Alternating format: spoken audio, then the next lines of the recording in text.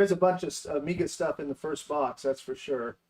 The Stone collection is pretty 8-bit heavy. There was certainly Amiga stuff in there, and Amiga is my main history. I was an Amiga hardware developer back in the 80s, more of a hobbyist.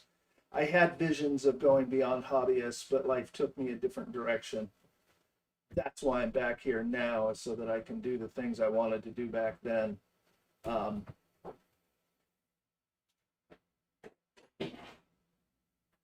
Little sneak before we get started is back in the 90s. This was going to be my first project. My company was Digitronics. I made this MIDI interface for the Amiga 500 and 2000, and it's basically a derivative of a public domain one that was for the Amiga 1000, but the parallel port voltages and wiring's a little different on the 1000. So I had 100 of these made, circuit boards made, everything, but I had a partner who was supposed to make the dies to cut all the holes for the panels, and that never happened. So then I started a business doing copiers that took off. All right, well, now it's 8 o'clock, so let me get it started.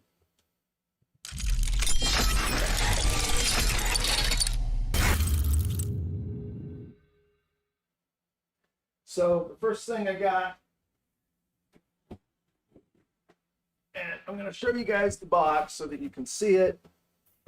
And maybe this box is small enough that I can pull stuff out of it, but a little later with the bigger boxes, I'll set them aside and pull the things out. This is the box of kind of treasures that I had to grab early on, plus the top two items were a later day, but I had to grab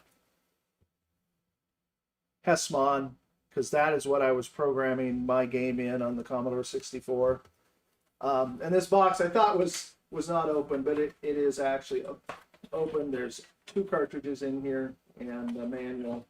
And this one doesn't need cleaned up, but this next one, Telengard, is a great example of kind of a worst case from the Stone collection. And the problem with it, if you can see, is it's got just this thin white film that's all over a lot of the stuff that was not in a good position there. So looking inside the manual,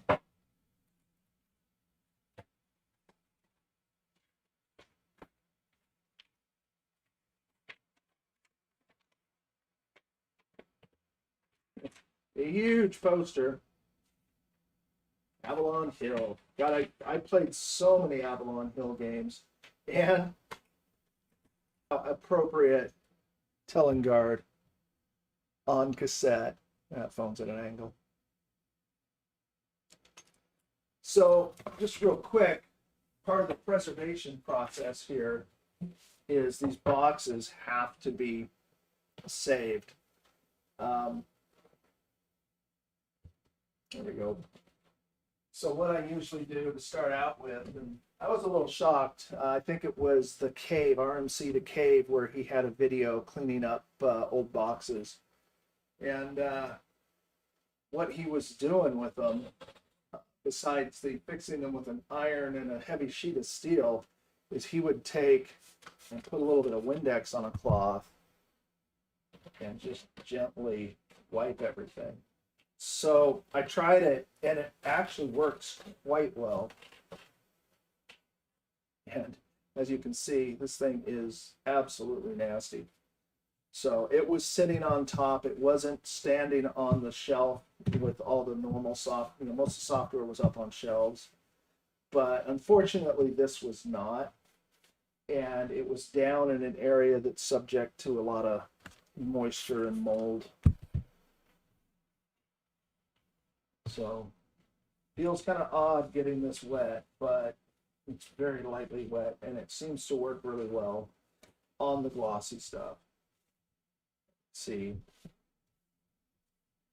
even in the box, these got a little bit of the residue on them, which is sad, but it's been stuck there in an old shop in the middle of nowhere, with nobody around since 97, I think they said. I'm going to leave this out to dry. I don't want to put it in the box, you know, even slightly down.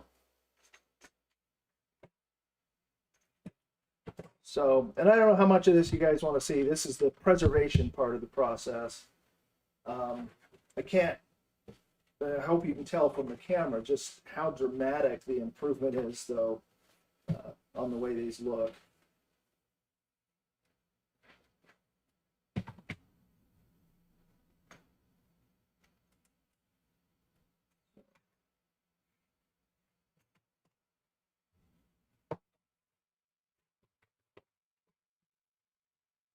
So there's that. I can put that on my shelf now. There are some things that can be done to make the box a little less wobbly. And hey, Matthew. Hey, Greg. I appreciate the thank you from everybody. And yeah, it's just kind of, you know, give you a little bit about me. Is back in the 90s, I started a company fixing printers because I was already fixing computers and Amigas and doing hardware. And that company took off, and 25 years later, I was still doing it. And after I sold it, I just decided I wanted to go back to what I loved the most in my life. And that was all of this stuff. So some other examples. This, yeah, was like near the door. That had to go in my car immediately. I don't know that that's the first game I was addicted to. God, I spent forever playing Elite.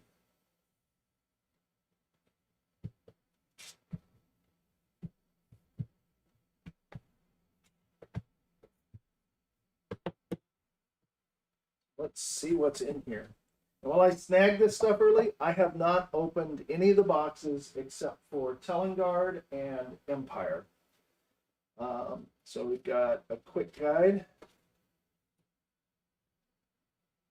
I'm going to go through a lot of these cloths today. Hey, good morning, Jan. Is that Jan or Jan? I think it's Jan in Germany, correct? Oh, sorry, UK. My brain. I don't multitask very well. I like to focus. So, hey, Jan, welcome. I've always wanted to go to the UK. My wife and I were going to go in 2020 after a family trip to Spain, which is where my mom's side of the family's from. And then there was this festering malware, human malware, and we didn't get over there. So there is the manual for Elite. It all looks really good. Here is the disc. And one thing I'm finding is that I have to check the discs really carefully. And there's a little bit of splotchiness on it. So these were not, they were in a heated area, but it wasn't climate controlled. So what I've been testing, and I'm not going to do that yet on an original like Elite, but I've been testing with some other discs, and just cleaning them with alcohol seems to help a lot. On the Amiga disc, I've been using this 3D printed frame that I can put a disc into. I can use this to turn it. This holds the shutter open on the disc, and I can turn it and clean it with a swab. And that's recovered. I needed a workbench disc for that Amiga 1000, and I kept thinking the discs were bad, but it was just that. So, the Dark Wheel. So there is the story with Elite. I haven't read that since probably 85, 88, something like that. And it's like the box has room here for a cassette.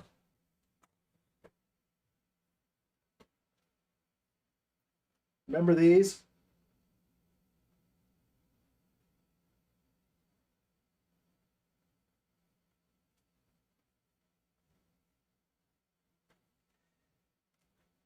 Matthew, you are absolutely right. It is a blast, and it is going to take forever. That's why I decided to start live streaming. I never intended to, but if I don't live stream this, if I try to do this as edited videos, those take me days to do. So it would, you guys would be waiting years to see any of this stuff. So there you go, Bernard. It's Amiga and it's Empire. So I am a huge aficionado of Civ games, Civilization games. But before Civilization, I was addicted to Empire, and it's very similar, except I don't think you built your cities. I think you had to capture them. So a very fun game. This one could be in better shape. You can kind of see here that the box has been, somebody's taped it, and it's torn. But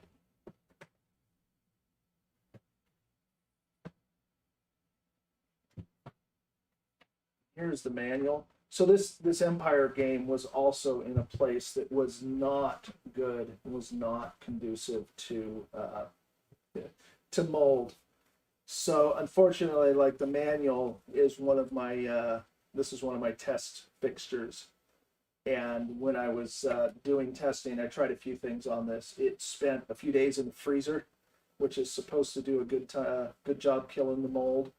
And then it spent a few days in a Ziploc bag with a dryer sheet. The dryer sheet was in paper towels, so it couldn't leave any oils on here.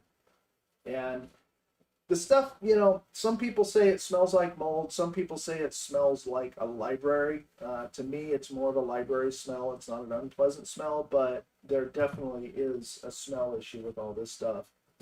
And then here is the Amiga disc. I have not preserved this disc yet, but it looks pretty good. Kind of give you an idea of how this works. Is you just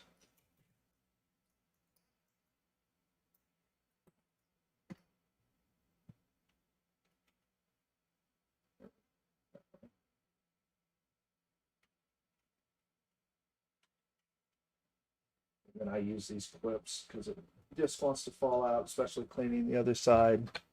So then I can put a swab on there and just rotate the disc. Figure out my angles here. So, and this disc actually looks really mottled. And that's another thing I'm a little concerned about on some of this stuff. Like I said, the shed that this stuff was in, the workshop, was not, it was heated, but it was not air conditioned. So since '97 till now, how many heat waves have we had in Oregon that have affected these? So I will be testing this disc and cleaning it. My plan, if the discs are bad, is to take just take a blank floppy, use the grease weasel to make a perfect image off the web and put it with it, but I'm not going to try to format or overwrite the original discs, even if they don't work anymore. Hello, Jeremy's Vintage Hillbilly Shack. That's kind of like where this stuff came from. What's that on Mark? What seems like overkill? With the lag, I'm not sure what you're like. You're still seeing the Empire disc. As far as cleaning the floppies, because yeah, it's a pain in the neck. Yeah, and I'm gonna have to figure out a pace. You guys can give me advice. Hey, Michael Finn.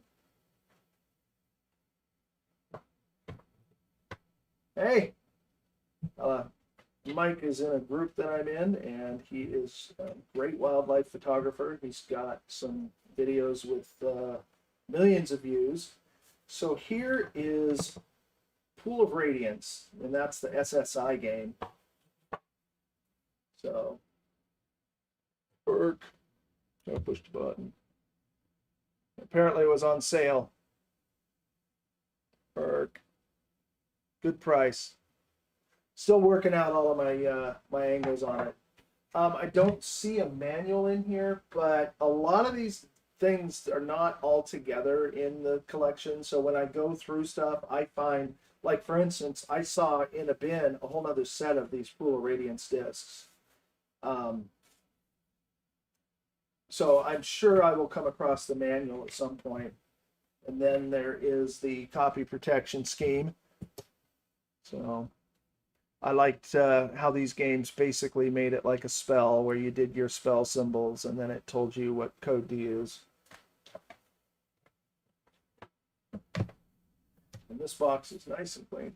So, and here is Pool of Radiance, another copy. So this is a second copy, again with the discs. There's a quick start guide, still no manual, and this is kind of gritty feeling. And I'm trying not to be too heavy-handed. Well, and that's a little split. But, so again, we have a set of discs, but no manual. Where are my manuals?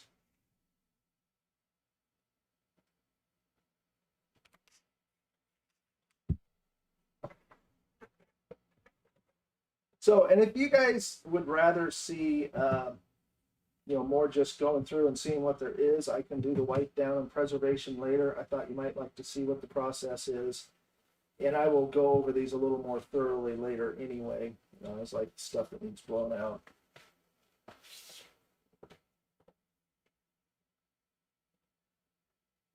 Hey, Bernard. Yeah, the Grease Weasel's awesome. Yeah, the Gold Box games, there's two more here. Champions of Kryn, Curse of the Azure Bonds. They feel a little heavier than those other ones. I loved everything SSI back in the day, and I was a heavy D&D player, so it was just amazing for me when they came out with the D&D games, and I played them all. But you can see, so these boxes now, the gold boxes and the ones I'm getting into, they were all on those shelves. If you've seen the videos, there's just miles of boxed cartridge or boxed software sitting on shelves, and even at that, they are just absolutely filthy. So just got to work my way through them all and try to get them back where they're good for someone to use again. Got someone starting with me. Champions of Kryn. Cassette labels. Champions of Kryn, Champions of Kryn. Ah, so that's better. So everything looks complete to my ancient remembrance. There can be something missing, but there's the Adventurer's Journal. There is the regular manual, it looks like.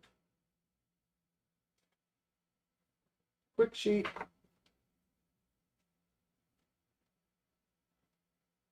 Application for admission. Does anybody want to join the Order of Heroes?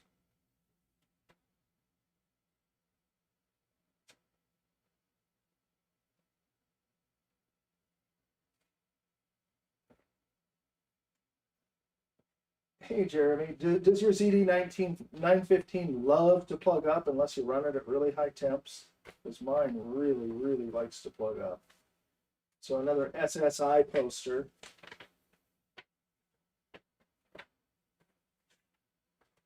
Wow. Let's just back the camera way out there. So there it is, Champions of Kryn. I kind of find it interesting that basically an advertisement came. I liked more of the Ultima posters and maps that were more wall-worthy. These are beautiful and they're awesome, but to me, having and not now it's awesome, but back in the day, having the box art, and it just felt like something that would be on the store at the software, or on the wall of the software store. But it looks to be complete. You can order form for the clue book, and as you guys know, I haven't got a clue. So again, a little bit of Just a tiny bit of mold on the inside of the box. I don't even know if it's mold. It might just be dust.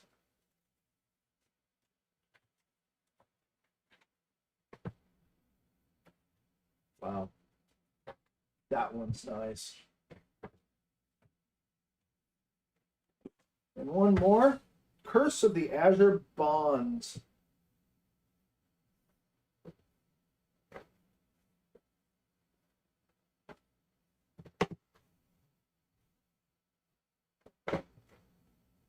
Not as heavy as that last one.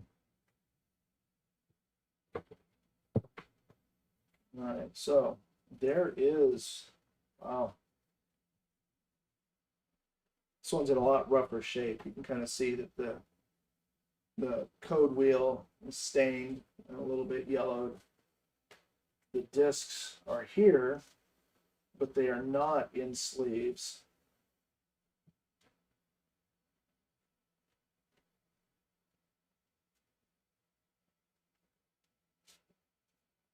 Hey, Greg, I lived in Albany in the early 80s for like a year.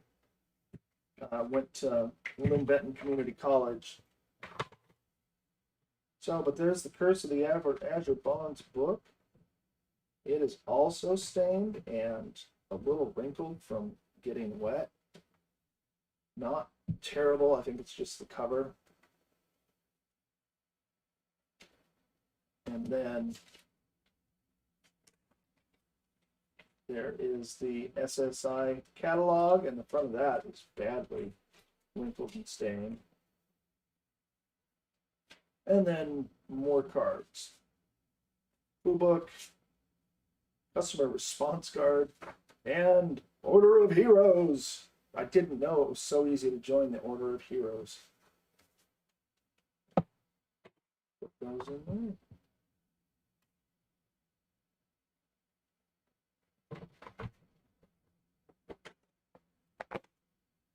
Okay. Huh. Deja vu. There is another copy of Elite. I'll have to test these and see which of them work. I can't do testing on this stream. In the future, I plan to get set up.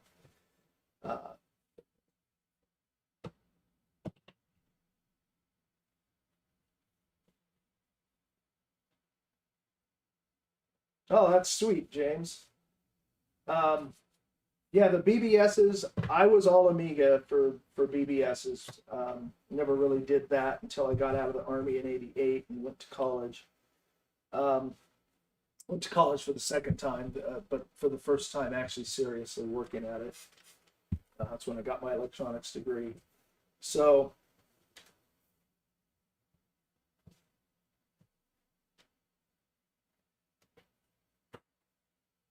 oh God, yeah, Jeremy. I mean, there was no way I could do long distance BBSs. It would have cost a fortune.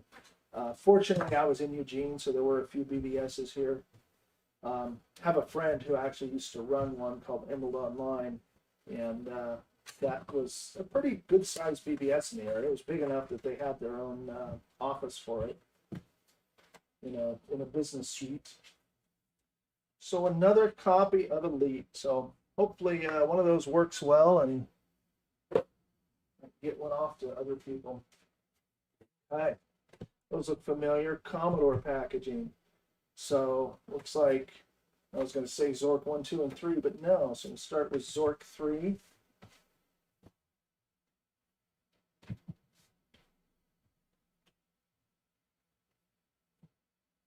Manual included, $4.50. I paid $25 for it. Blurred. So, okay, well that's Zork 3, but this is Zork 2. There's a Zork 3 save disk. Zork was great, but man, the first time I played it, I had such a hard time. I don't think I got very far at all. That game was so hard. More cassette labels. If your diskette becomes damaged or worn out, Commodore realizes, so we can exchange a damaged or worn out disk. I wonder if I can still do that.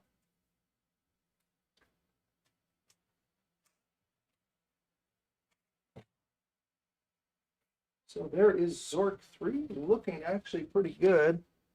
And then Suspended. I really liked these games. They were a little bit, I don't know, say easier, but they're a little bit different than the Zork games.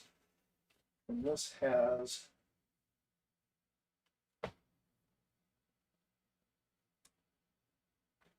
all right, that is not what I want.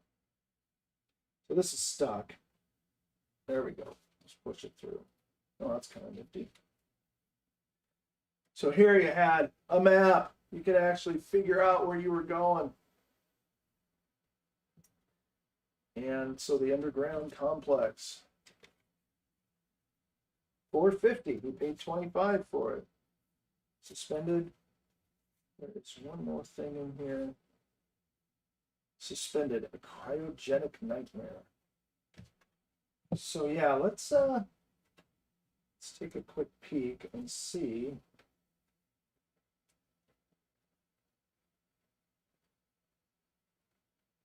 It's just barely fits. Okay, let's take a quick look and see if this Zork had. No, nothing in there. Didn't think so.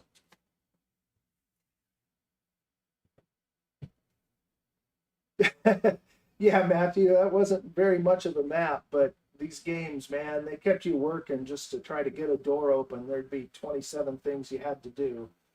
Star map, manual included. Stars cross with star map and manual included. So here's your star map. Careful with that.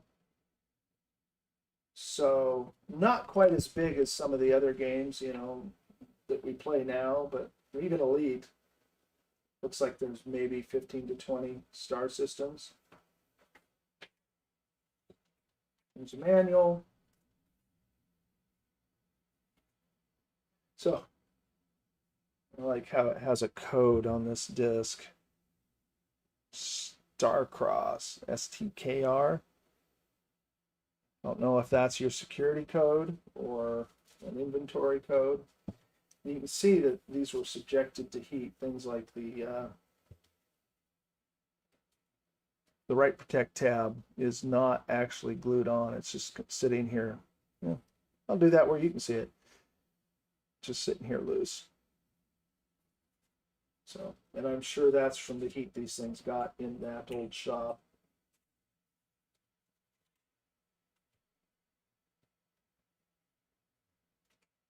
Hey, Rob. Boy, I would say that I would put Elite in my list of must-play games. The only hard thing is a game like Elite is one of those games that suffers from your experience with modern games. You know, back in the day when that was it, Elite was the only game like that you'd ever played. It was the most amazing thing on the planet, and I would definitely play it. It's very repetitive after a while, but the combat's awesome. The combat is just a blast. So I would say, yeah, play it. It's one of those ones. It's, you know, looking at what I have here, there's a lot of my must-play games, but that's why I snagged them when I was heading out. These are ones I grabbed day one off the shelf. I didn't wait till we boxed the software. I said, these are going with me right now. The stuff was out in an old shop with a door that wouldn't lock in a small community outside of our area. So if word had gotten out what was in there and what, you know, people might be able to eBay it for, I'm sure it would have gotten broken into. So we were very worried about, you know, security out there and just trying to get the stuff out of there. That's why I had to get out there relatively quickly. I had like a week where I got maybe 7 or 8 hours, and then I had a week where I had to get it out of there like right away. Speaking of, this is the game that when I ordered my Commodore 128 in Germany, I ordered this with it. And I can't remember if I got it at the PX or at the exchange in Germany or if I ordered it. My Amiga, which I got like a year later, I had to order and wait for it to come. But this is the Bard's Tale, the original one. It has a lot of things that are very similar to the game I was working on, and I would definitely put this on my must-play list as well. Played this game all the way through. I have an old friend who unfortunately passed a couple of years ago, but he was not a computer guy, but he was my buddy in the Army. And I had this on the Commodore 128, and I went out with a bunch of buddies, you know, in Germany in the Army, so we went out drinking and just having fun. And he stayed in the barracks, and I came back, and he was in my room, which he was welcome to get in that room. And he had drank so much, he was ripped, and he was sitting there with his face flat on the keyboard of the 128, pounding on the keyboard, going, attack, attack, attack, defend, defend, defend. Hey, Rudy. So I miss you, Sagra. Bammer is what we called him. So, Bard's Tale 3, Thief of Fate. I don't know that I ever played this. And this is the Commodore 64 version. You know, I was thinking a while back that the original Bard's Tale came with my Amiga, and then I realized they didn't make it in that package for the Amiga. So, these games were great back then, though. They were like true adventure games. That and Dungeon Master. Bard's Tale 3, we've got both the discs. And then I always like these. They're like a vinyl album. The packaging, they're very compact and fit on a shelf well.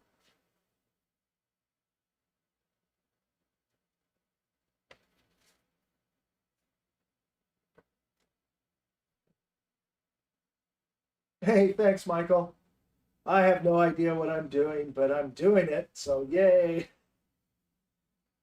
So there's Bard's Tale 3. We've got the Commodore 64 and 128 addendum. And they did this a lot. You'd buy a game, it'd come with a manual, and then you'd have an addendum. And this tells you what's different in the Commodore 64 version than what it says in the manual. So literally you have to read the manual and then read this to see what was wrong. You know, it was a different time, and they were trying to be cost efficient. There's your copy protection. I kind of liked it when the games were copy protected that way. You know, when the manual says the first thing you should do is back up your discs. It's like, oh, thank you. Bard's Tale 3.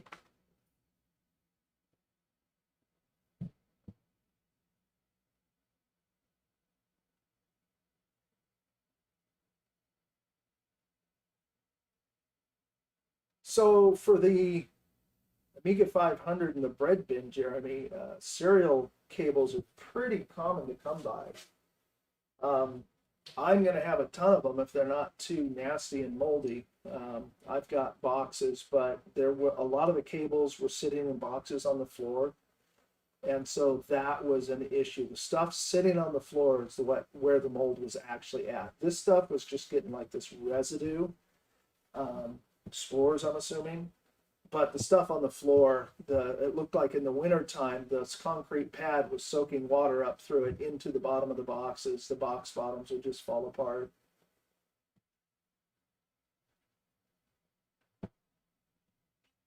Hey, forgive me if I mangle your name, but is it Dashid? Dashiad? Hey, my family came from Spain in the 20s. We still have family who lives there up in the northern area. The instant divorce artifact. You know, my wife has been very supportive, and she told me I should buy this. And she really hates clutter and a mess, so you know, I really appreciate how supportive she has been, because this has been hard for her. So there's been a little bit of pain around it, but I've been working to try to keep everything as neat and organized as I can. I've been putting things in a lot of bins, and the boxes that I have are uniform, so they stack well, and it's just not a cluster everywhere anymore. Realm of Impossibility by Mike Edwards. I don't know anything about this game. I don't think I ever played it. It's Electronic Arts.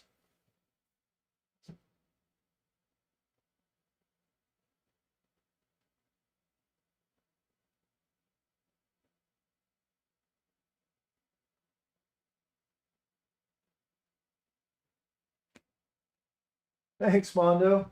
I would love to get to Italy one of these days. Oh, hey, I don't recognize the package. I don't understand why, because I had this back in the day. How could that be? The Adventure Game Construction Set. This was really neat. It would let you make a game, but boy, it's like it was getting wet here. I think it was sitting on something metal. You can kind of see that it's corroded away, but there's also rust spots in it. So I think that's what was going on. But the game is here and complete. This is another thing I noticed. Clearly stuff was getting some moisture because a lot of the manuals have very, very rusted staples. So not quite sure how to handle that, but literally feel the rust coming right off of there. Does anybody have any advice on how to deal with rusty staples?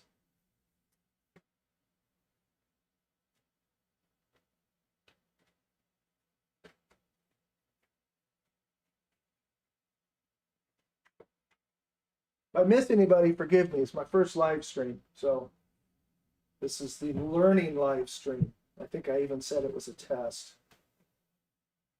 So a test, that's when you prepare for something and you're all ready to do it, but you put tests in case you fail, right? In case there's a lot of issues.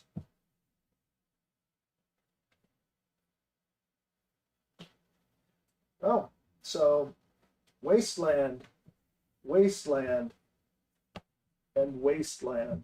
So I think there's plenty of wasteland.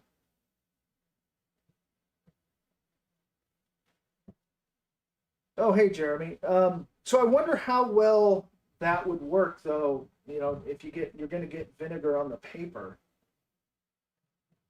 But from a collector's point of view, I'm not so sure I like the idea of get rid of this rag. I'm not so sure I like the idea of getting a pulling the staples and replacing them. That might be the correct way to conserve it, but I'm not sure, what the consensus on that kind of conservation is.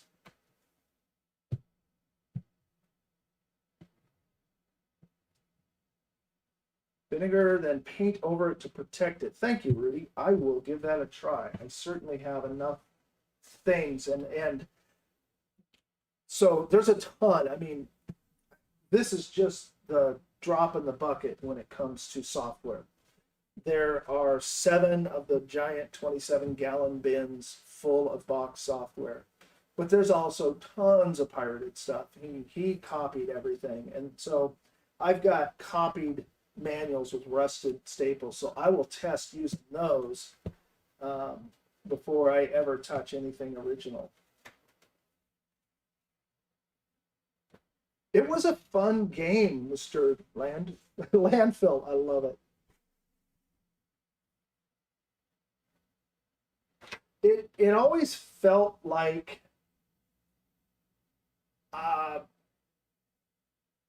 brain cramp. Hey, I'm in my late 50s. Fallout. It felt like the original Fallouts to me. And again, rusted staples. So we got the paragraphs.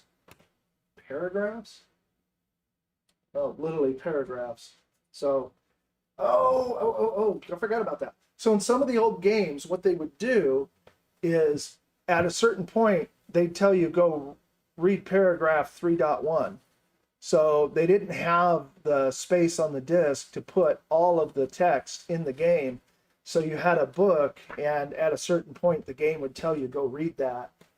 That was really neat because, for a Commodore 64 game, you had a limit to how much you could put into it. Born to Shop, disc bad.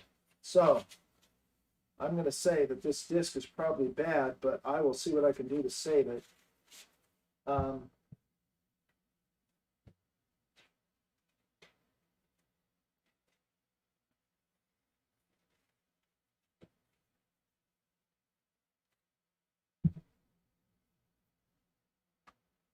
This is not quite the way this goes.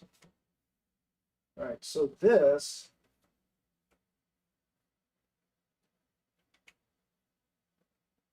just has the two manuals.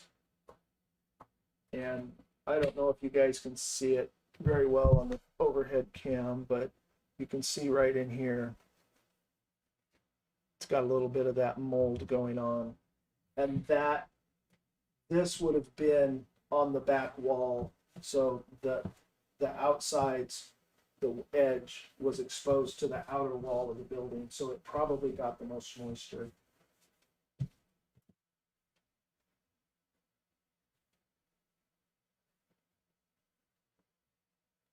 Hey Jeremy, that's an interesting thought. I have not tried doing that.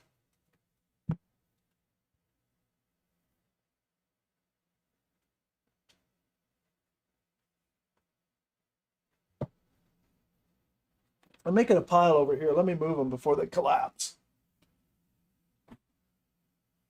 I need to hurry here. And here's another copy. In this case, aha. So that other one had only one disc. This is sides 1 and 2. This is sides 3 and 4. So I think what I have here, unless I find them elsewhere, which is highly probable, or at least not unlikely, there are so many original discs that were in bins that I have no idea what's in them. We didn't have time to dig through, but I did find a lot of original discs in bins. So hopefully we'll come across them. But it looks like I have one copy of Wasteland. This packaging's in really bad shape. It's torn here, it's torn up here, but I should be able to make one good one at least anyway.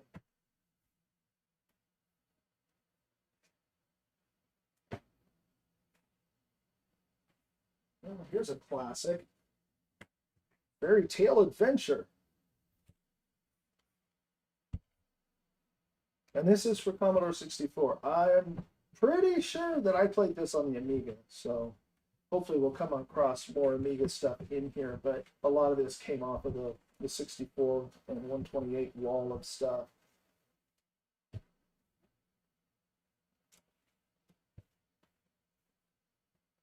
Oh, it's filthy.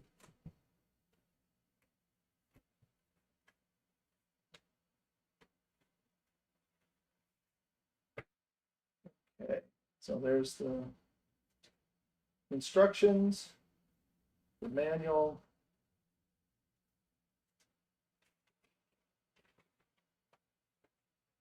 a map, and then startup disk and disk A, 64 128 version. So hopefully that's all the disks there are. I like the going that way better. It's kind of neat. The photos on this are kind of nifty. I actually took live action photos of people. I can get that without so much glare. So that was terrible. There. See, I gotta get out of the habit when I'm shooting videos. I do all kinds of angles of everything to try to get good shots.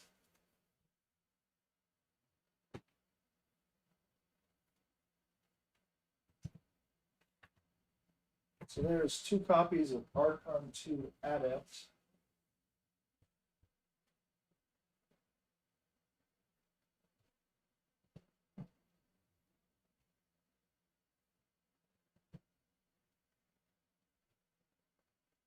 Good morning, Geek with Social Skills. How are you doing today? And, well, Mr. Landfill, then I won't put them in the landfill. I love that name.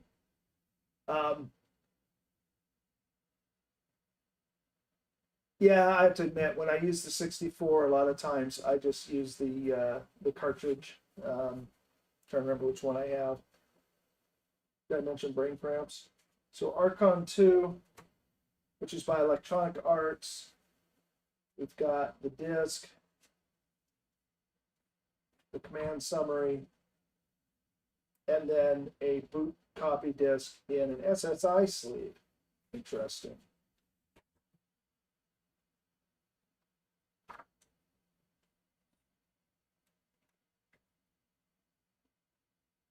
I will for sure. Oh, yuck. So this is something I'm going to have to figure out a way to get down inside of some of these. So you can see there, that's all loose powder, but that is mold. And mold sucks, man. There's the manual. But what I'm finding on these is that this is just like a powder on the surface. It cleans right off.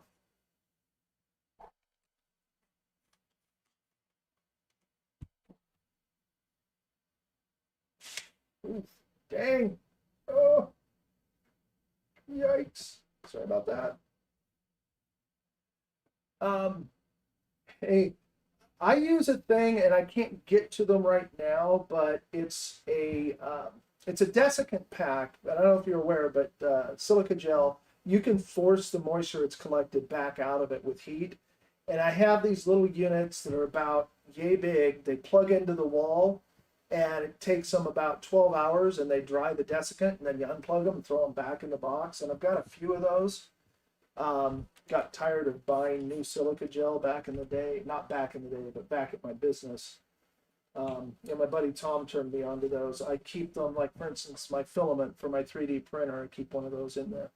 So that is what I was thinking of doing. I also have a unit running over there that can hopefully reduce the amount of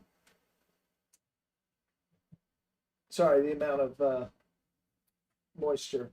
But I'm going really light here too, really light on the moisture. So, and this one looks wrinkled, it's been wet. So these Archons need a lot more love than the other ones did. So I think I'm going to set them aside so I can spend some time on it, not boring you to tears, spending 20 minutes cleaning one piece of software.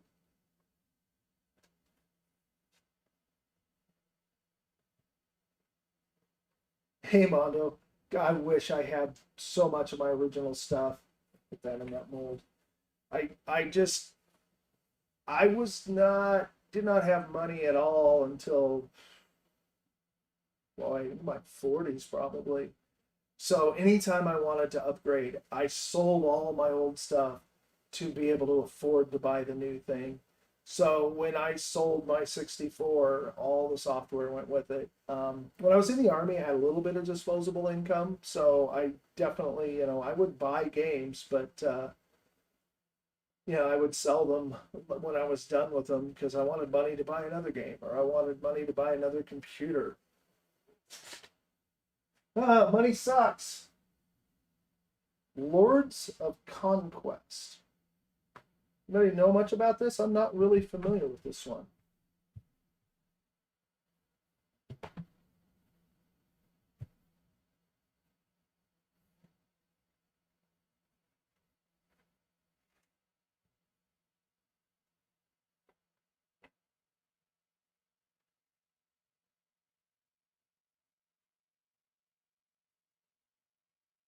Hey Rudy, yeah, I was talking a little earlier about that. I've got, for the 3.5s, it's a little easier to do with this little 3D printed jig. I can put a disc in and then rotate it to clean, and that's worked really well. It's probably recovered more than half of the Amiga discs I had that weren't working, that I was trying to get working. I needed a kickstart disc. The 5 1/4s look a little bit more painful to rotate, but that was my plan, is to clean them with alcohol. I've heard people say you can de-sleeve them and clean them and then put them in a new sleeve. I don't know if I want to do that. So this is Lords of Conquest, and this is Ultimate Wizard, which has no box.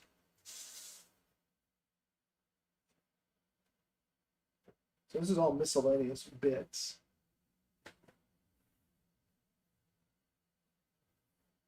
Oh, cool, Mr. Landfill.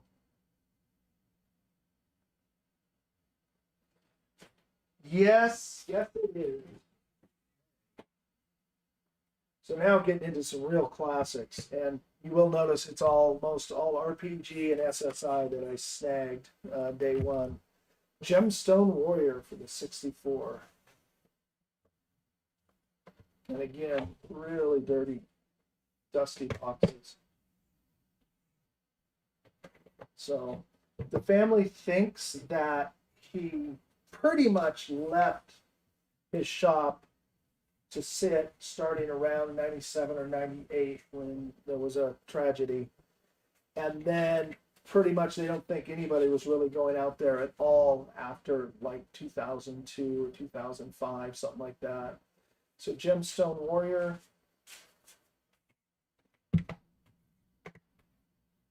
Manual, catalog.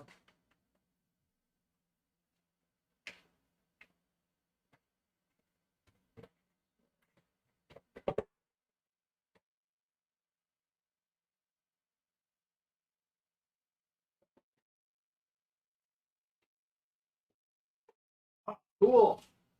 Hey, Temple of Apshai and Upper Reaches of Apshai. One of my best friends here in town is a huge Apshai fan. So I suspect these will be going to him. I got him to take a 64 here a couple of months ago, and he's been having a lot of fun with it.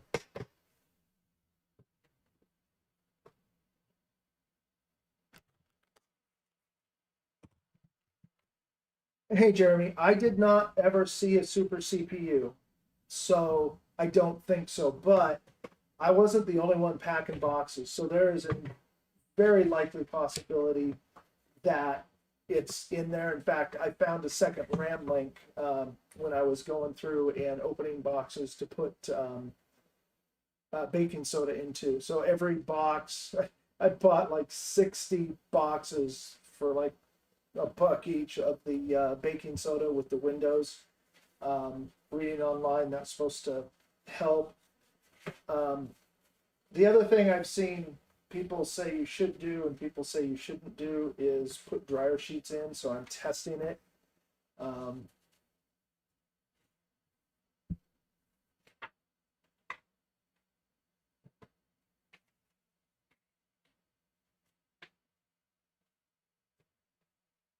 Pamphlet.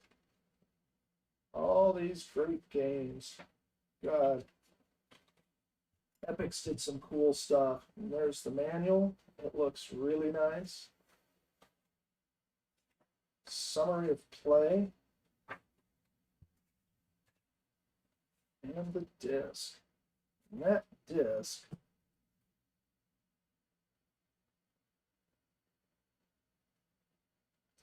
I think it'll take a miracle to make that disc work. You can kind of see, sorry, figure out my angle here. You can see there the markings all around on the disc where it looks like it's gotten wet. I can see residue on the disc itself, especially in the ring here. So we'll see what we can do with it. I will definitely do what I can to clean it up. Don't want that one to die. These RPGs, sadly, were in a corner. They were in like the very back corner, so they were subjected to probably more moisture than a lot of the stuff was. But again, push the button, get real dirty.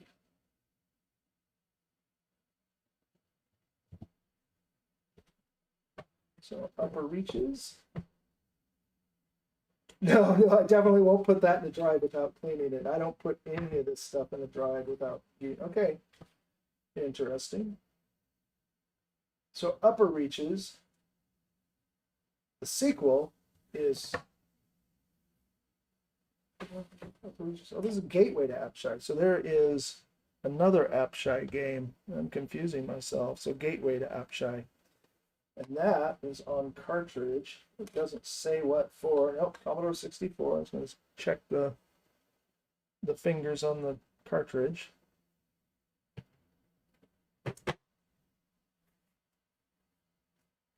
There's Temple of Apshai, which is that game.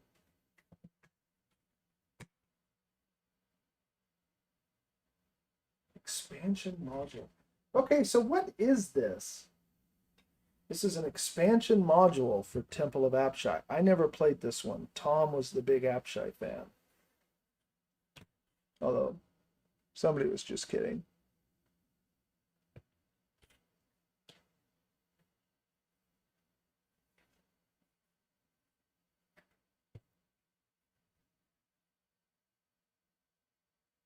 Yeah, not happy. This is literally stuck in here.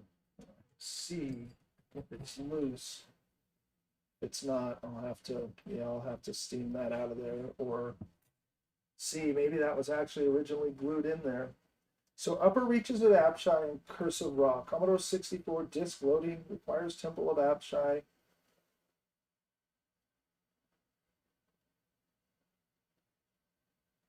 Interesting.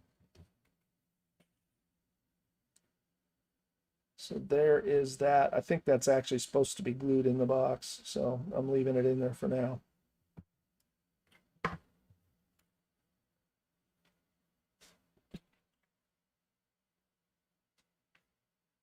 What is the hardest thing in the world? Tearing yourself away from an Epix game.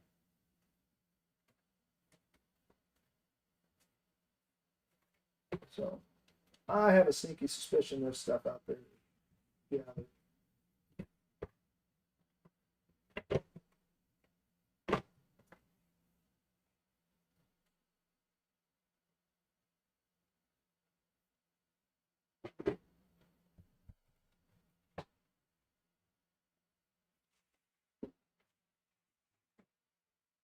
There's another classic, Magic, Book 1. These were awesome games. And the entire pad of mapping paper is used up. That is just a appropriate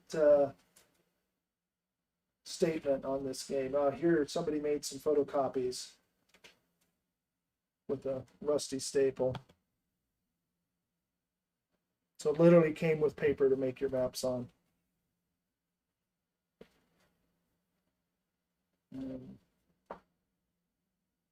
Very stiff covers on this manual.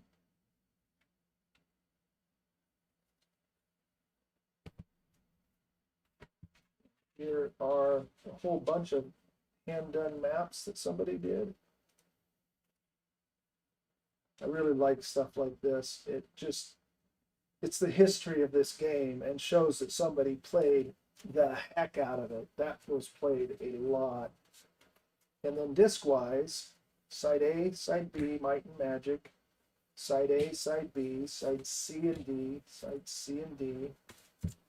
So there's a nice clean set of discs and a grimy set of discs and a copy set of discs. So it looks like there's 2 copies of the discs. A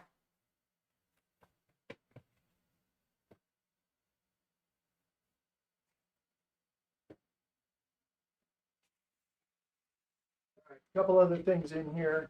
I used this in my Amiga deal, but it's an Epix XJ500. I love this. I think the one I had a switch that let you auto fire, but these are awesome joysticks.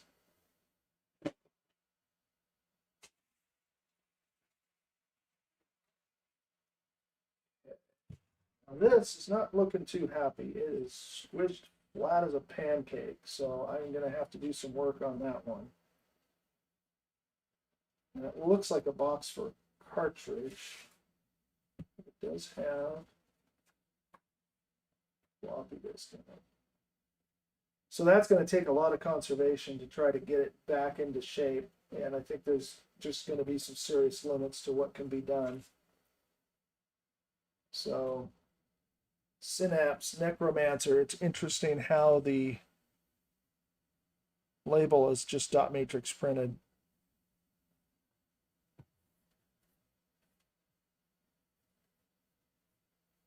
Hey, thanks for coming, Rudy.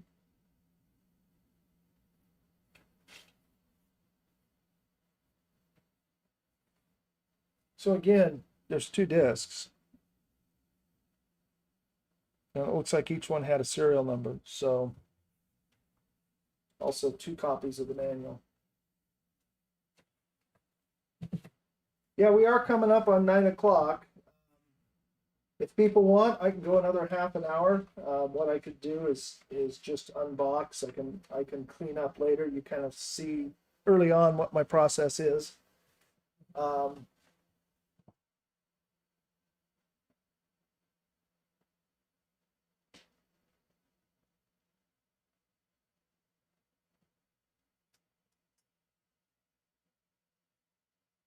Sorry, reading the chat. So this box is almost empty. Then I will show you guys one of the big bins, and we'll just quickly go through everything in it. So this, I believe. So 1581. So this is a power supply for a 1581 or the 1541-2 or 1571. So that just got snagged because it was a nice, clean, healthy-looking, serviceable power supply, which I will need when I start working on those. I have boxes of power supplies. And then just a serial cable.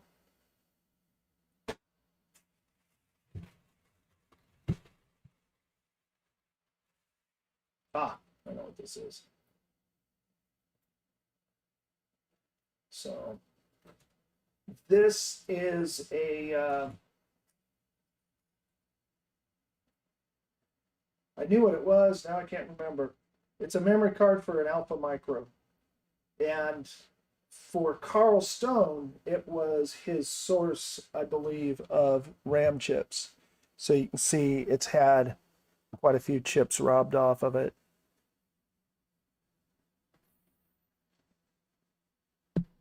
I don't know why that doesn't want to focus, sorry. But try to see if this one will focus on it. Come on. There you go. So these RAM chips are 8518s, no,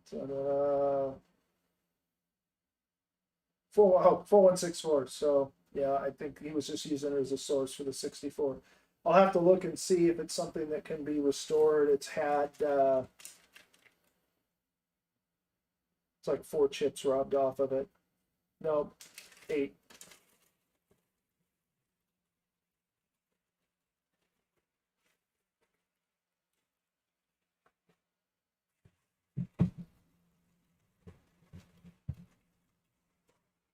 So these were just sitting around, not in any kind of static protection, so that's why I snagged them day one.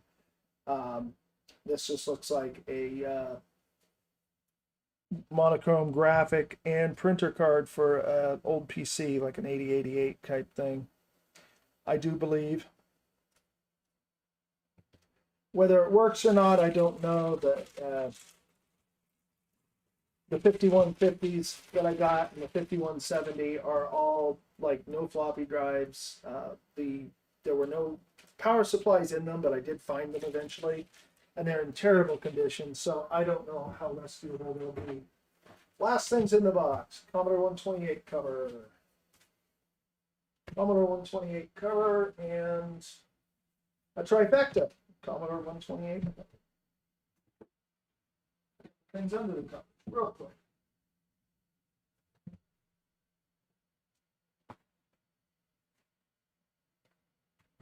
So, Writer's User Manual, Desk Pack. It's Berkeley, so is that Geos? Desk Pack 1, Writer's Workshop, Mask of the Sun from Boderbun game, and Epic's Death Sword. And Geos discs. I believe those are the ones that came with the 64C, right? All right. And that is everything in that box. Gee, that took way longer than I thought it would. So, I'll show you real quick. I have 7 bins that I need to deal with of box software. This is one of them. So, let's pull it open and see what's inside. And this particular bin, I know because it was on top, is going to be software that was not on the software shelves. It's just oddball stuff that as we came across it got stuck in here. Now here's an example of a dryer sheet, just trying that out, sitting between some paper towels just to prevent staining. I'm not sure I like the idea. I don't want stuff to smell like mold, but I also don't want it to smell like dryer sheets.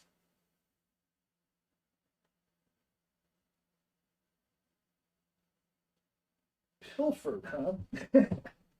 So I'll pull that down and start pulling stuff out of here.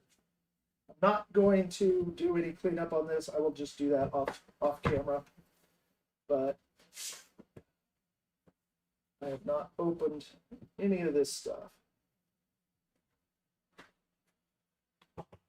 So looks like a full GEOS manual, GeoFile, GEOS 2.0, Fred Meyer's discs.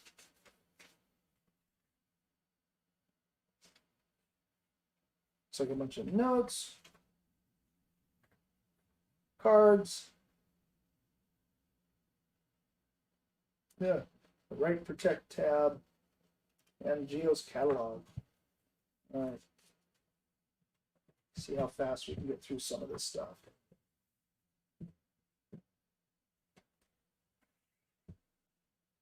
Real careful not to damage these sleeves. Yes, geek with social skills. Yes, I will. Maybe I'll get some people to help at some point. Children's Discovery System Activity Book. So, I'm not familiar with the Children's Discovery System. I may find it in here at some point. Looks like some kind of a little computer. Kind of cute. Right.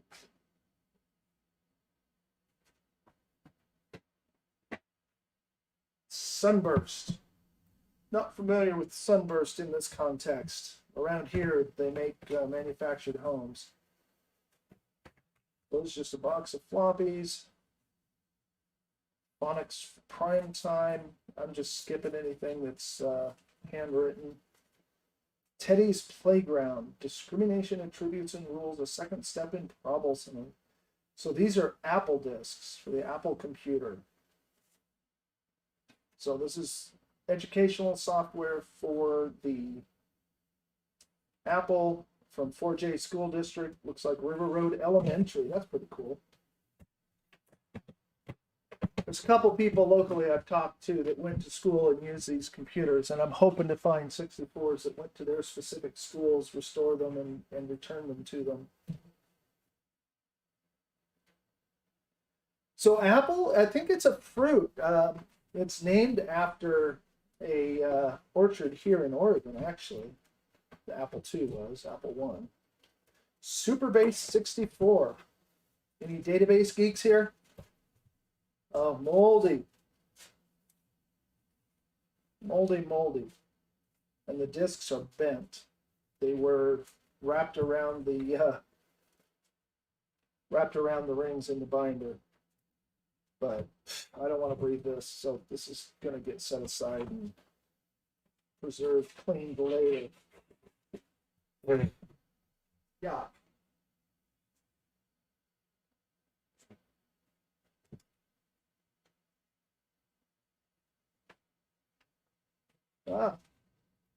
So that's the instructions and manuals for printer interface, which there were boatloads of. Easy Finance 3, it's extremely light. Like, yeah, it's extremely empty. Easy Finance 5, also empty. Again, I'll probably come across those during the process. Speaking of educational, logo, also empty. Exciting, come on! Paperclip 3, not empty. but again, it's definitely looks like the metal rings on here have started to rust, but the discs are in there.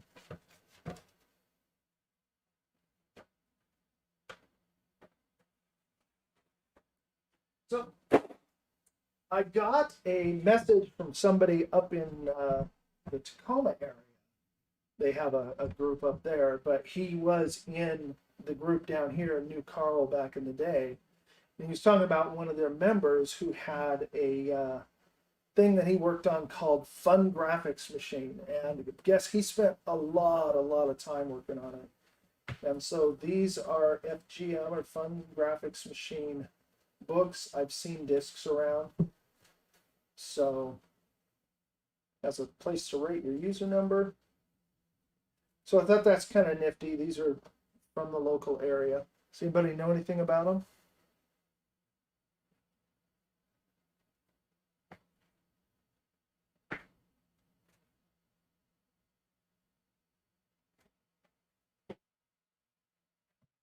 Gunship for the 64.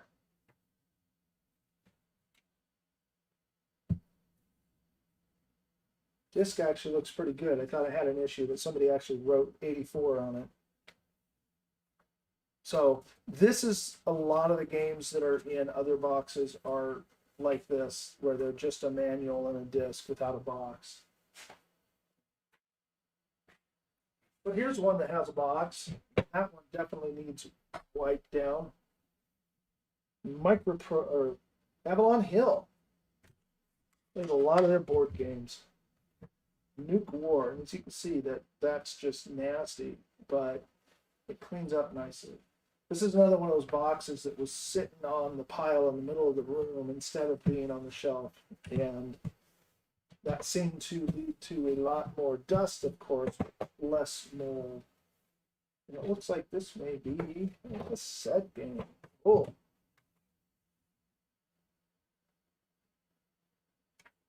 There you go. Nuke War on cassette. Cassettes are cool.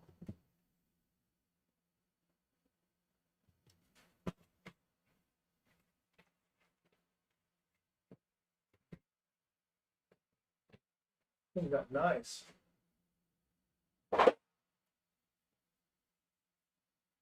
Okay, I see Infocom.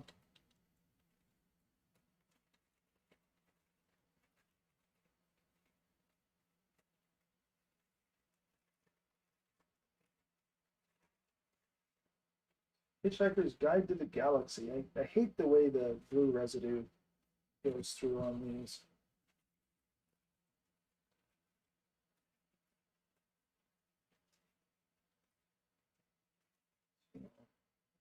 It almost looks like this was originally shipped in the Ziploc baggie.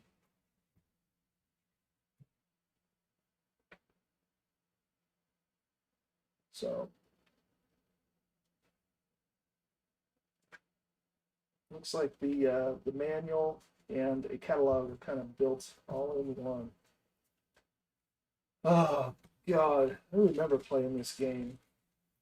I remember it's like the Babelfish was just crazy hard. Never got it until I got like a cheat somewhere. It's told how to do it. And it's just not want to go back in here. I'll do that later.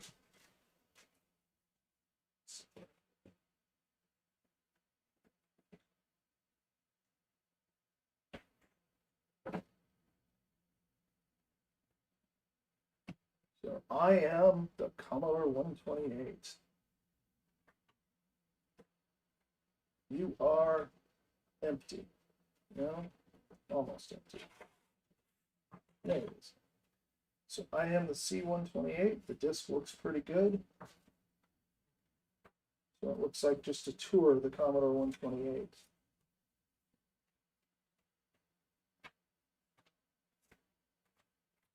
Interesting.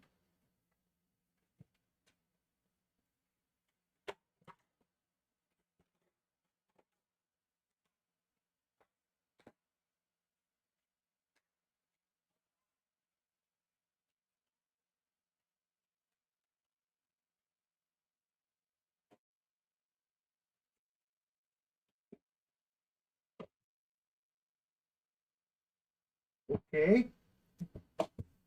The Sports Illustrated Swimsuit Calendar software for Windows. Yeah, Windows.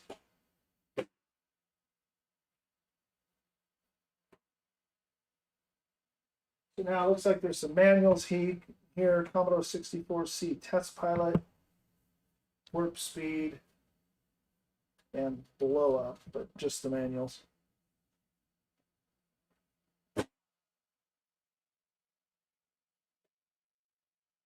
Epic's Create a Calendar. Yeah, you can just see how much when they left the cellophane on it protected, and then where the cellophane isn't, not so much. But well, this got used a lot, it looks like.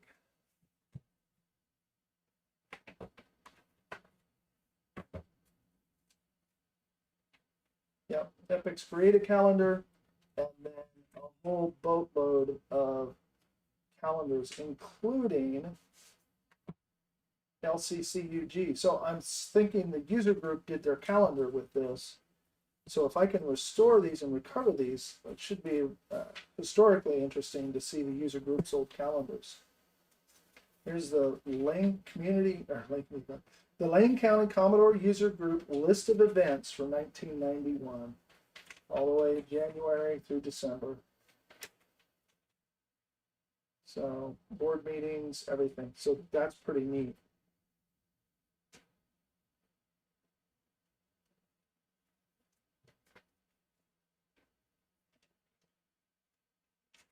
So more lists of events. I'm just checking to see if they're all 91 or if they're different years. Yeah, looks like they're all 91. Yeah, I'm definitely really interested in trying to preserve both this user group and my old user group's information. And I think I don't have my newsletters down here. I have about a dozen of them, still hard copy ones that I've kept. And then I have the Amiga 3000 that the newsletters for the Eugene Springfield Amiga user group were developed on. And so if I can recover them off the hard drive, that there's massive battery damage. So I'll get to that machine eventually, but it's a little intimidating.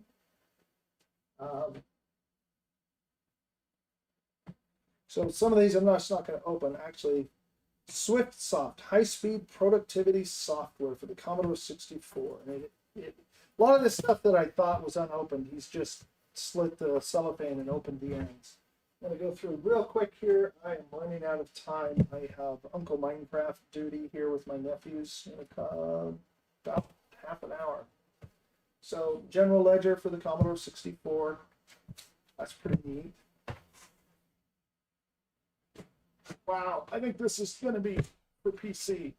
D-Base 3, 5¼ inch discs, not for S port. D-Base 3 plus language pack. So, yeah, D-Base. Holy cow! Look at that I just found. I didn't know that was in there. Somebody told me to keep an eye out for that.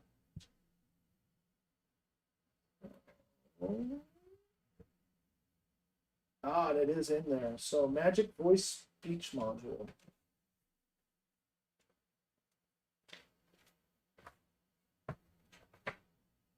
Man, now that's a cartridge.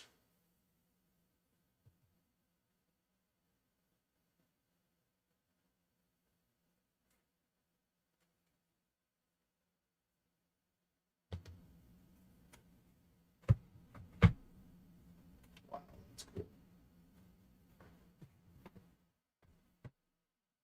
It's hardware.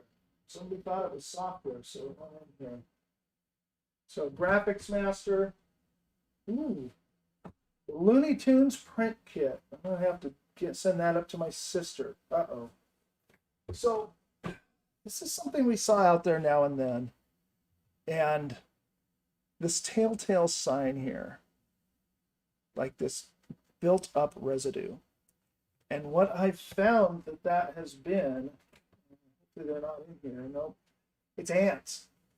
And I have an Amiga 1000, which I need to get opened up here soon. That is absolutely full of ants. They're probably dead by now. I sealed them up in plastic, but wow.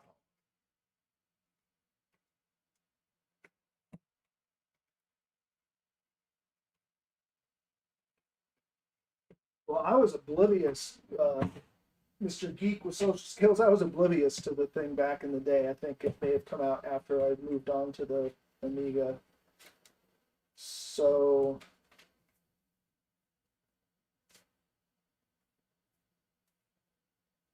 Panic Alarm version 7 for control of club meetings. I'm gonna have to check those out, set them aside and see what they are. So are we just having something to when people aren't paying attention to pay attention when it's time to bring things to order? So Cosme Text Pro word processor, all in the bag, discs, manuals, looks really good.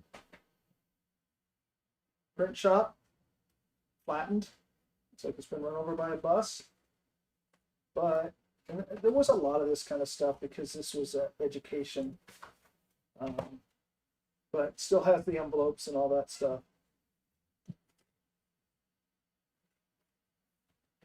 Wow, that's restoration. So, personal finance accountant, empty and IBM. Yeah. I don't hate IBM. It's just after the Amiga died, after Commodore died, really, I just stopped loving hardware. There was software I liked, and I built my own PCs and all that, but the computer was never something that I just was emotionally invested in, I guess is the best way to put it.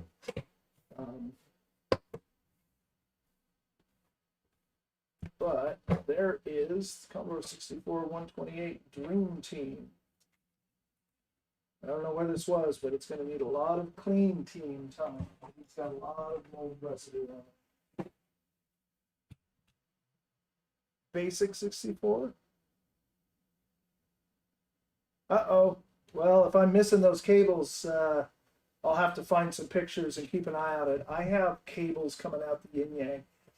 There was literally a standing, rotating display with 4 sides of pegboard, like for a commercial location, full of cables. A lot of them won't stop.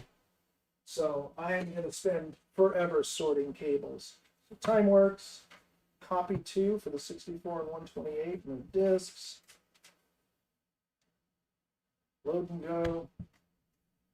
There's a manual and a disc for Silent Service. I remember that being a pretty cool game. And Battleship, also there.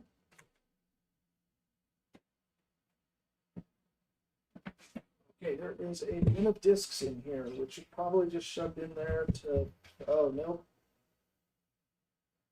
So there's a Lane Community, oh God. LCC in my brain is Lane Community College. I did that back in the day too. Lane Commodore Community User Group Disc of the Month. But then the rest of these are Lodestar discs. Lots and lots of Lodestar discs. I remember coming across those and just going up. Those got to go into the box. So, yep. And then a couple of the older.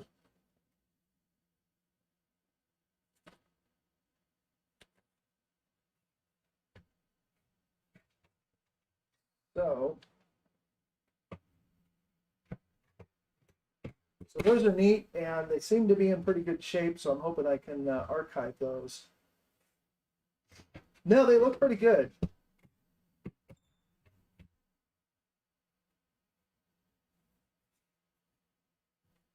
So looking at the discs here, they look actually really good. So it's a little bit of dust and modeling on that one, but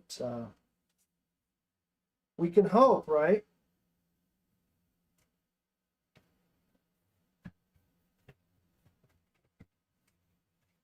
It's almost too full.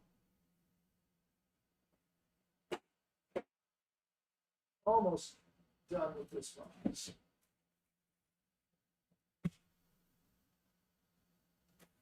So these are just disc sleeves, but I need to find it. I had some similar sleeves to this that were for CD-ROMs, and we bought them for Christmas gifts for people, but they listed their features on the front, and one of the defining features of the plastic cases to put discs in.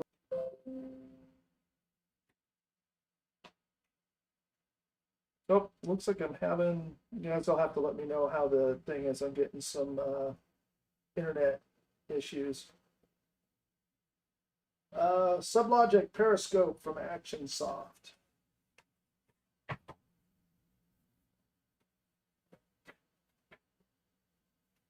They actually have a donation card for the Submarine Force Museum. There's a manual, disc, everything's there. Okay, we're back in the green again. So did that cut out or was it still okay? Ah, so I was gone. Okay. So I was afraid that was going to happen, but it looks like the stream didn't completely die.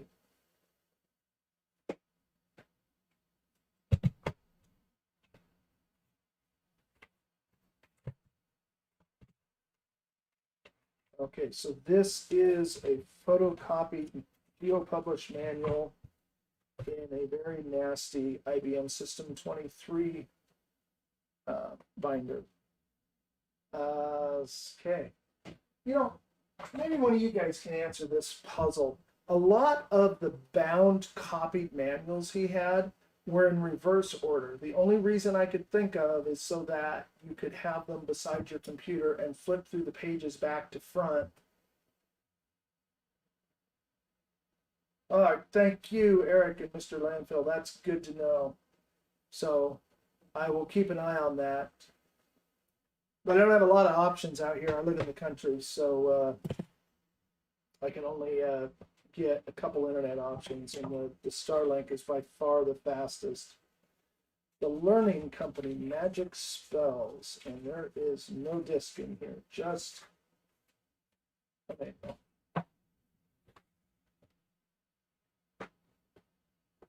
Paperclip 3 looks to be complete. Database Manager, Commodore 64, Data Manager 2. And a very, very well used disk. Oh, that's not software either. The GM6X mouse, Genius mouse, includes Dr. Halo 3.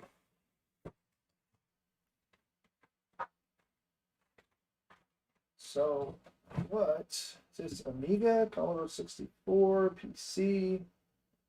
It looks like it is PC. That's cool. That's just a Logitech ball mouse.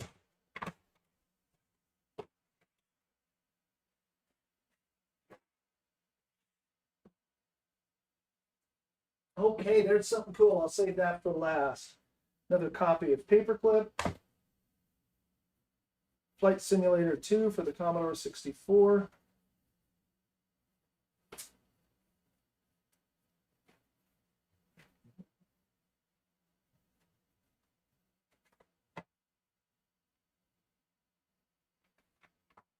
Okay, so that looks to be, if not complete, substantial. There's a lot of stuff there.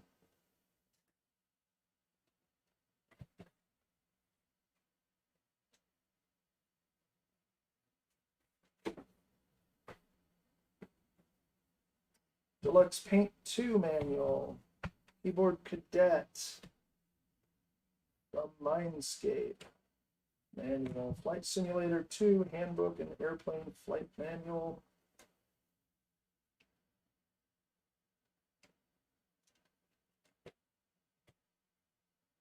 So this is too big to fit in that package, but it's, since it is. And this deluxe paint has to be Amiga, right? I didn't think it was ever on the 64, so there's a manual for that. Feels empty. Easy working. Super Bass 3 for the Commodore 128. Somebody used the heck out of this. Ah, this is the user group database. Oh my god, I hope I can recover that. But there's all the discs. Wish me luck. Another paperclip.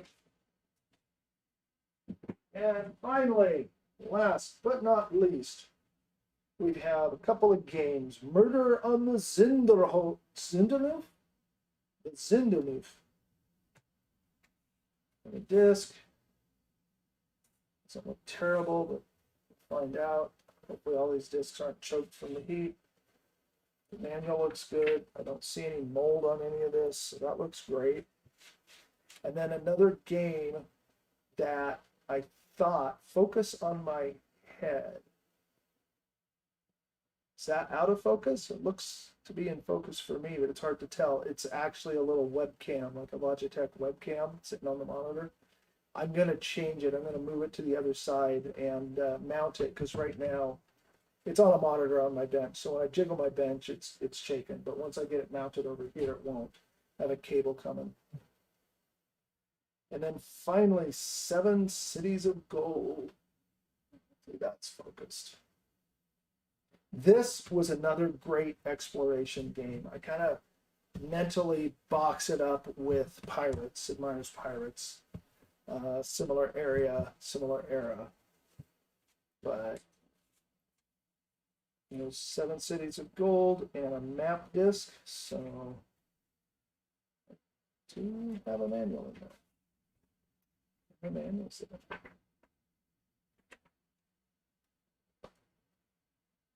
Oh, God, I'm sorry. Like that? Yeah, oh, God, you have no idea how often. Yeah, I have no idea how often I edit that out when I'm editing my videos. I will try to be more conscious of that. My apologies. Well, it's kind of call that a stream unless there's something else you guys want to see. I got maybe 15 more minutes. But you have any questions? Otherwise, I'll probably call it a stream here and we can chat a little bit. And then once the stream's gone, I will just cut the head and tail off and leave it up to this point. In fact, let's real quick.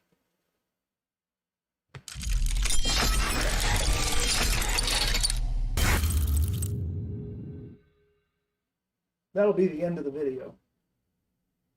Hardware. Oh, yeah, I can do a little bit of hardware. A sneak peek for you guys. I have...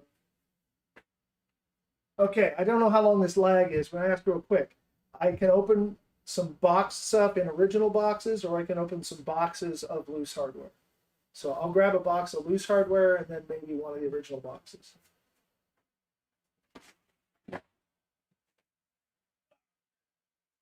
So these boxes, I had anything that was getting machines in them, I had labeled like Commodore 64 × 2, 1541 × 2, and that was just so that I could catalog and inventory things.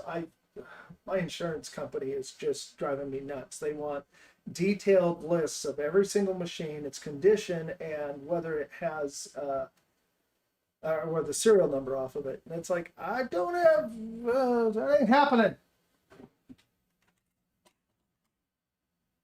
But, so I have lots and lots of boxes like this.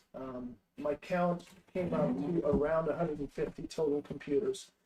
So people would put the computers and the drives in here. Hopefully they're not damaging keys. And then they would use this, they called this stuffing. So they would stuff the box with whatever could be found to fill it up. Skate Rock, just disc. Logic levels from Fisher-Price. Like discs. Like discs, like discs. Text Pro 2.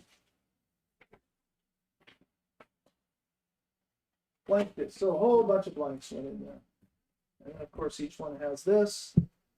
And then there's a 64C. Nicely wrapped in plastic. I didn't see a lot of that. There's the serial number if it will focus on it.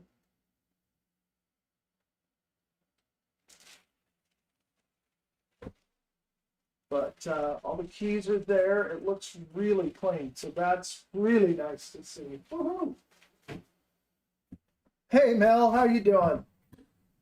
Or should I say, I actually know Mel. I met him in EverQuest in 1999, and his character name was Suritlum.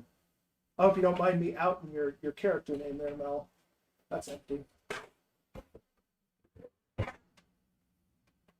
So there is a 64. Surprisingly, the case is screwed together. So many. LCCUG bad color.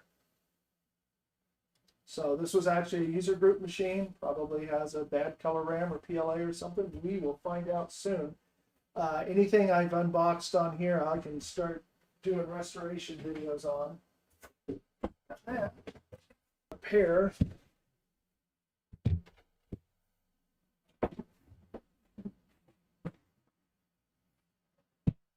Pair of 1541s.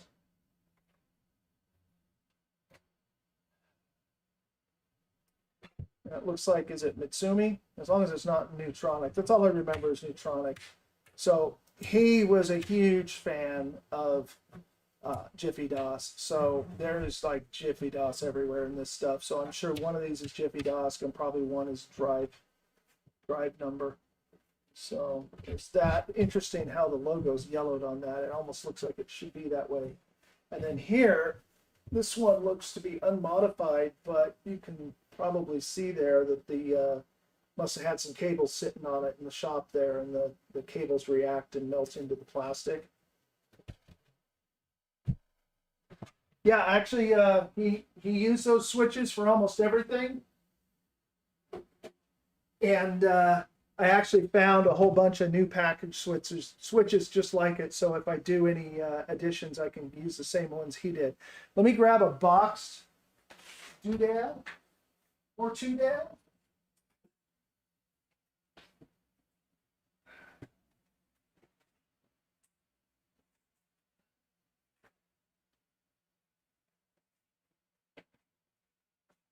Sorry guys, but this is off a box pile taller than I am. So I just grabbed what I could off the top. So 64 in the bag. I had set this one aside because it was in really good shape. Serial number, if we can see it through the plastic. Upside down, but hey. And then 2 no good +4 keyboards. And this is the ants. This is like the ant trails.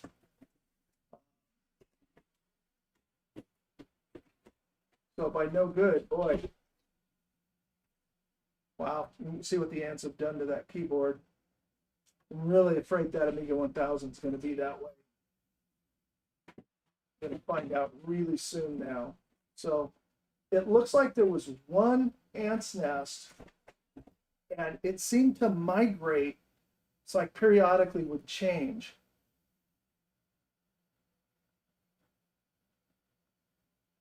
That's not a bad idea, Jeremy. I have one that I use with Zoom floppy that works great.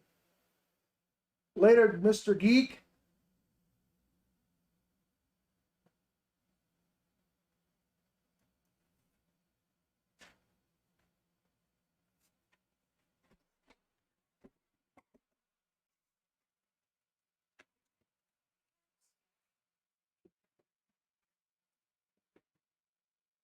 There is, it looks like a couple of VIC-20s. Let me just set these aside.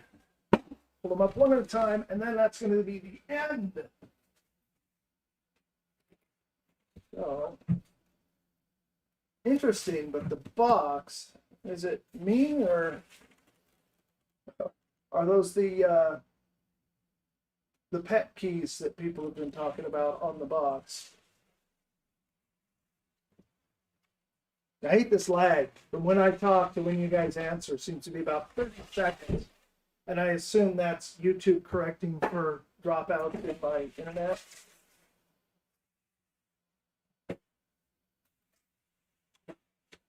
Definitely normal keys. Very blotchy on the yellowing on this. There's a serial number.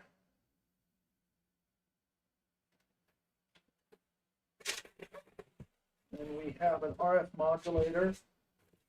There is some mold on the power supply. It is an old style power supply, and it is an old style machine.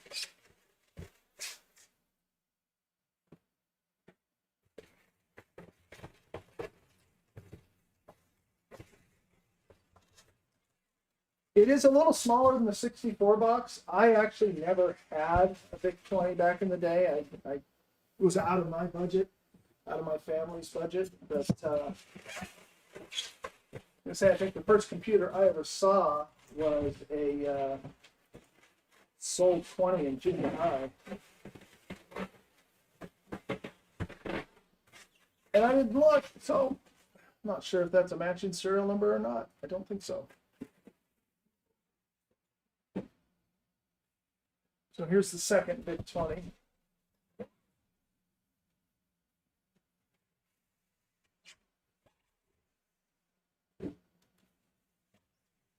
So this one is serial number ending in, it's 161122. God, got that right. There you go. So again, an old style. Pro Applegate, Lorraine, District 66. So definitely a school VIC-20. And it is not a matching serial number. It is the serial number.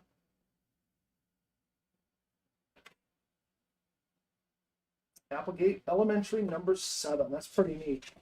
Again, old style power supply and a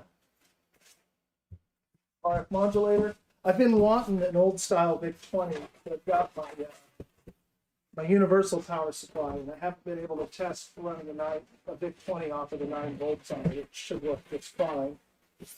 But there's a difference between should work and tested. And last but not least, Commodore 64.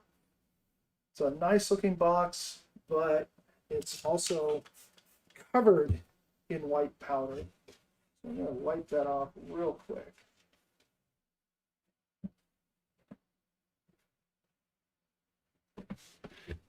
And see what's inside here.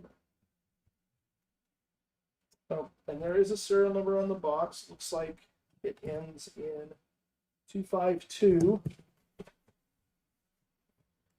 This doesn't want to open. There we go.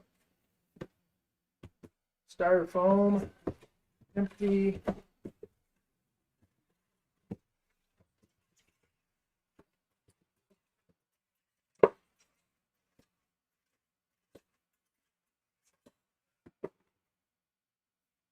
There's a Commodore 64. Hey, matching serial number, it looks like. Well, a 1 in 1,000 chance it's not, because I didn't look at the full serial number. And so yeah, I'll have to start doing some tests. So now I'm going to really call that the end of the stream. And next time I'll have the camera issue fixed up. I'll stop sticking my head under there. And I will go ahead and get set up so that I can test 64s and get the RetroTink set up to OBS so that I can send the 64 output to a window. Hey, thank you everybody for coming. I really appreciate it. I have never streamed in my life, and I guess I was too busy to get too nervous, but I was certainly a little nervous coming up on it. So I really appreciate you guys all coming. I'll put up a poll here in a couple of days, and I'd like to hear from you guys if you have any suggestions, what you'd like to see. You know, I've got 6 more of these big black boxes of software. I have bins of 64s and 128s. I have boxed like this, 2 piles that are about 6 feet high, so 12 feet high worth of boxed stuff.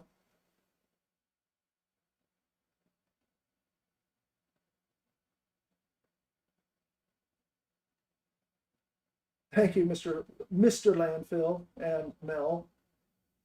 Eric, use minute seconds from cell phone time to measure round trip delay. If you report minute seconds from the phone, while the report, got it. I have no idea. This is first time I've ever tried doing this. I've got a monitor on my bench with OBS on one side and a little tiny stream text. Anything involving a soldering iron. Probably be a couple of weeks before I start actually doing repairs on stream. I need to get used to it. And honestly, you know, I've been treating all like this machine. I can't open the box. I can't look at it. I can't repair it until I actually unbox it where people can see it. I just feel like a lot of people want to see this stuff as I see it for the first time. So we'll start start next week with that.